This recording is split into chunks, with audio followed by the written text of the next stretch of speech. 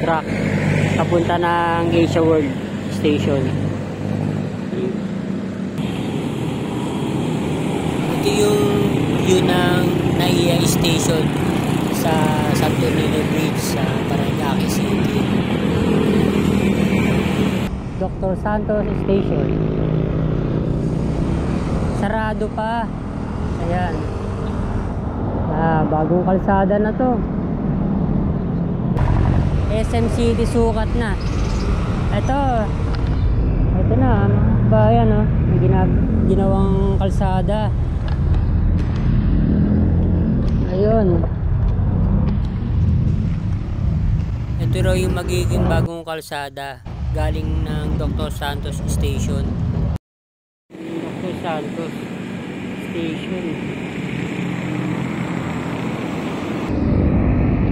Ayan, magandang araw po ulit sa inyo. Nasa ano naman tayo? Pasay City. Nag-update tayo ng LRT1 Cavite Extension na NAIA Station. Tingnan natin doon. Tara. Malalaman mong nasa Pasay ka na kapag kulay pink na mga waiting shed at mga front boxes. Meron naman siya accent na green. Yan, mga front box kulay pink.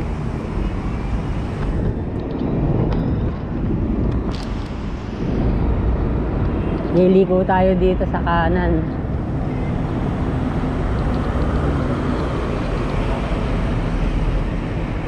Ayan.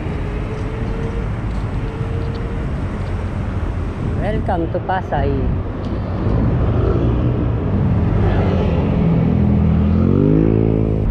Dami nga palang mga lumabas na mga lubak. Sobrang tagal ng pag-ulan. Mga mga spaghetti wires. Ayan. Spaghetti wires ito mga to.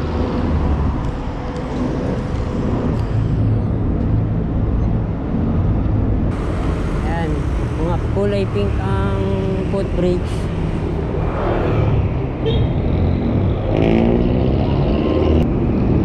Ganda pa ng mga design ng mga flyover dati.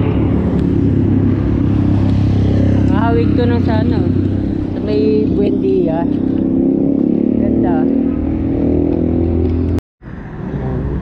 Merong bike lane. Ayan. Ito na yung Gold City ng SMDC. Ayan. Ang laki rin ito.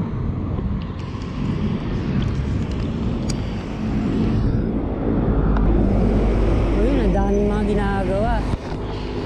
Ayan, dami nito. Mga under construction pa yung iba. Parang mga ano to, bagong tanim lang na itong mga puno dito. Tapat ng SNR. SNR Paranaque. Ayan, ang daming tinanim. Tama naman, malapad naman yung sidewalk. Ayan, magkatabi lang, Pure Gold Paranaque. Ito.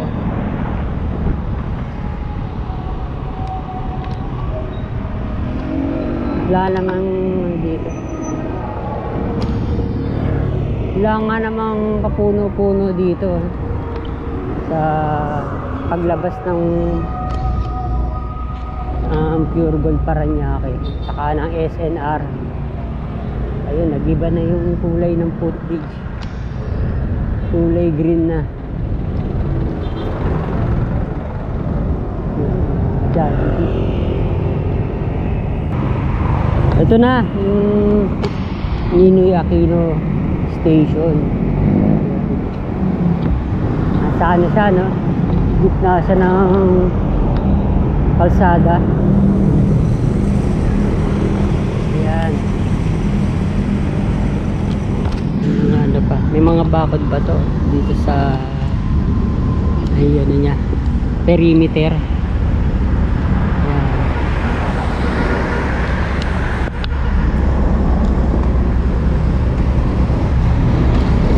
May mga ginagawa pa. Ayan.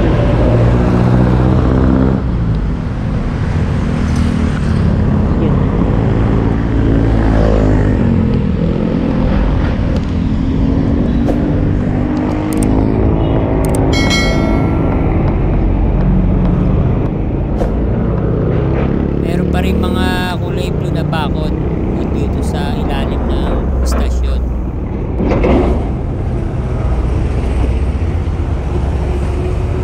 Santo Niño Bridge. Tingnan natin. Baka meron nagte-test run. Ayan. Santo Niño Bridge. Kalahating metro din ang ginawang patwalk. Kaya yung mga tao sa kalsada na lang naglalakad. Hindi siya pedestrian friendly. Naka ano na to, nakalawit na tong dito mga kable. Yan. Ito na, tingnan natin. Hindi pa tapos dun, kulang pa ng cladding.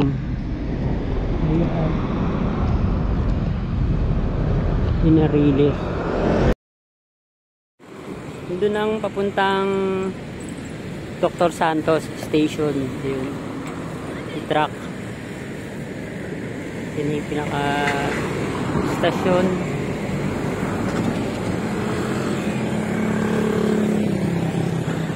Ang init na uli. Walang linear park sa gilid dito. Dito rin wala. Yan, puro bahay. Wala no.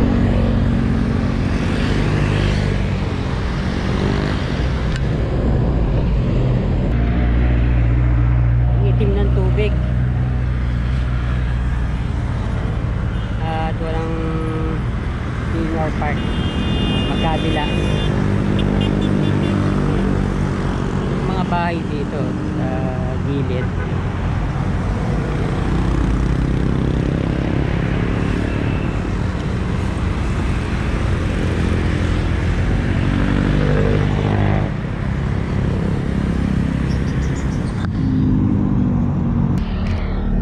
Center Island, merong mga puno, landscape. Pero yung sidewalk wala. Nakawasak-wasak na. Ito, dito lumiko yung release. Yun.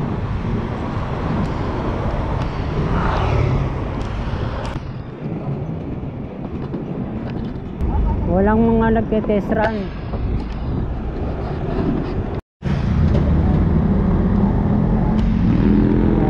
Release. Yung project ang dito Maynilad. Daanan to ng mga eroplano.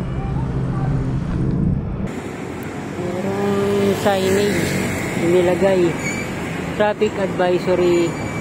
Kabiasnan Toll Plaza will be permanently closed on September 2024. Take Cavitex C5 link.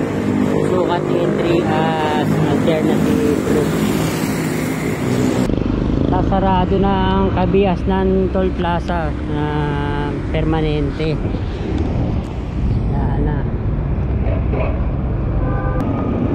Okay na yung kalsada. Yung sidewalk lang talaga. Laging nakakalimutan. Ganda sana nito kung 3 line to. Kasi ang lapad ng sidewalk dito. Barangay ano pala to, San Dionisio, Parañaque City.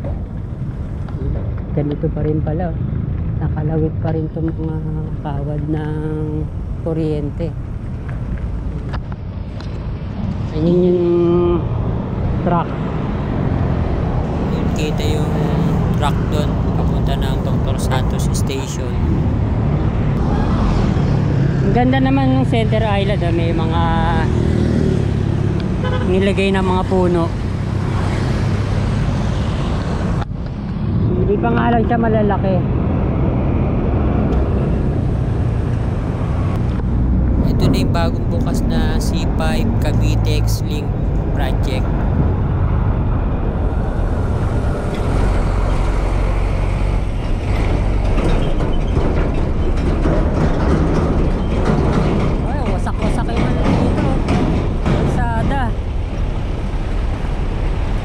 Ganito yung kalsada dito.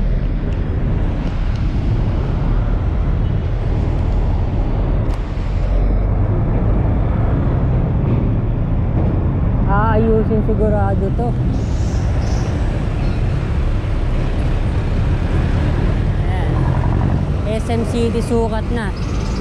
Ito na, bayan, oh. May ginawang kalsada. Ayun. Ito raw yung magiging bagong kalsada galing ng Dr. Santos Station.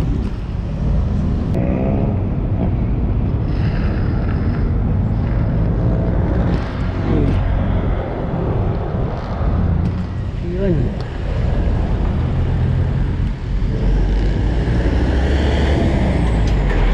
Nandun ang C5 road. Ayan. Tawag pala dito C5 Cavite X-Link Project Segment 2, Sukat Road to Cavite. Ayan, papunta ng ano yan, ng Cavite. Yun, ito yung ginagawang bagong kalsada. Ito yung SM City Sukat.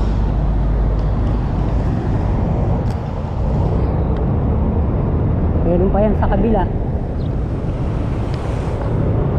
Yun pa. Ligo tayo dito sa kanan.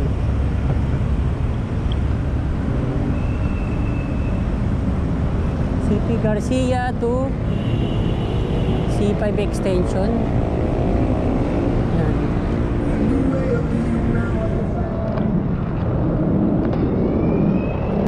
Konti lang makikita natin dito sa Dr. Santos. Hindi ba siya masyadong develop yung lugar.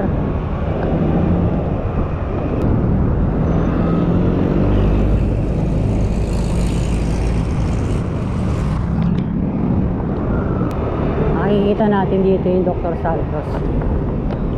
Ito, medyo malayo.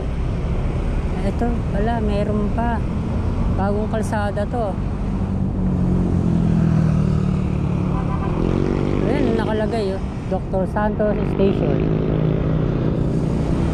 Sarado pa. Ayan, bagong kalsada na to. Ayun, punta doon. Dahil nandun yung Dr. Santos Station.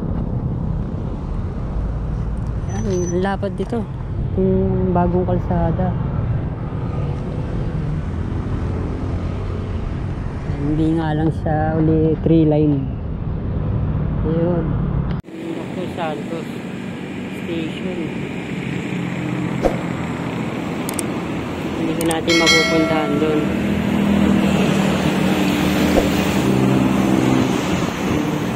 Yung lugar. Ayan na, meron ng sign ng Villar City.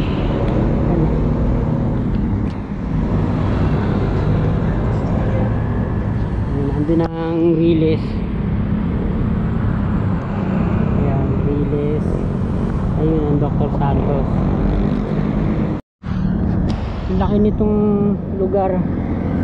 Dr. Santos.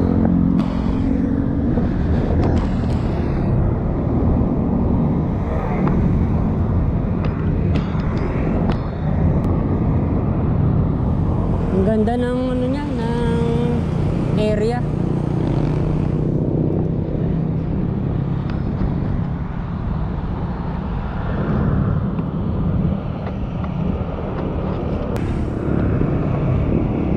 Puntahan na natin hanggang sa may dulo nito.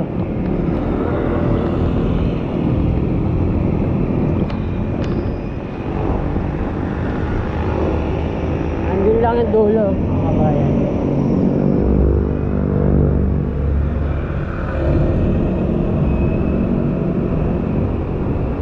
Kung wala sigurong fence to, may mga ano na dito, barong-barong na.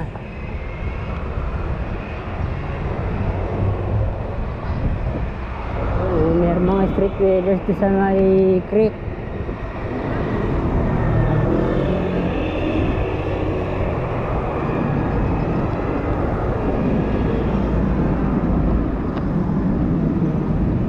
Pagkalagpas ito, meron pang right of way issue, kaya hindi matuloy-tuloy papuntang hanggang sa Niyog, Cavite.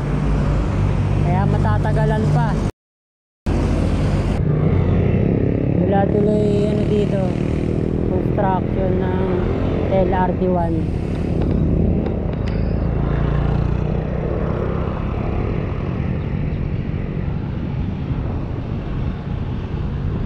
Las Piñas na pala to. Hindi pa ako nakakalagpas. May ginagawang ano dun, ha? Tulay. Well,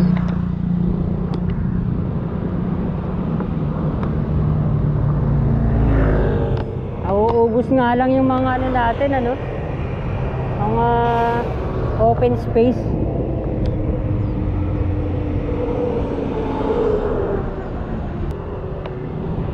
Sana mapreserba na lang nila to. Yun na lang ay develop nila.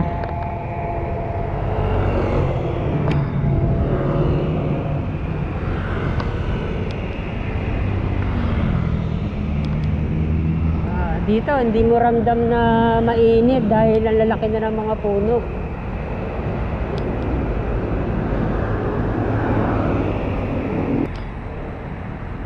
Nakalagay Floriad entrance Hermosa. Hindi ko kabisado to, mga kabayan. Crown Asia. Dito na tayo dito. May nakalagay, oh, Hermosa, turn left. Crown Asia ang ano, ang nakalagay. Ang developer Vistaland.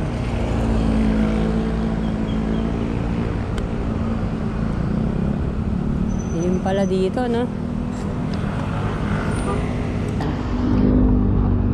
So, papunta ng Hermosa. Tapos meron dito commercial area na tawag na Floriad Lifestyle. Yan. Ang laking lugar, ha?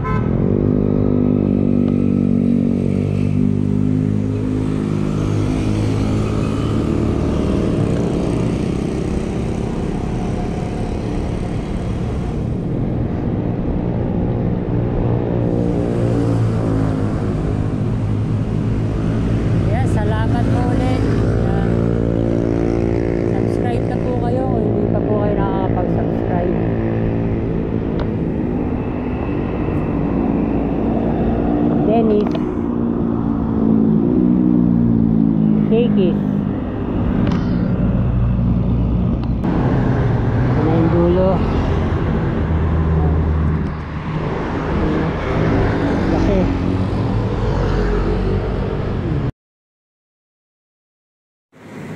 Yan yung mga contractors. Ito bridge sa Alstom. Pati ka na building.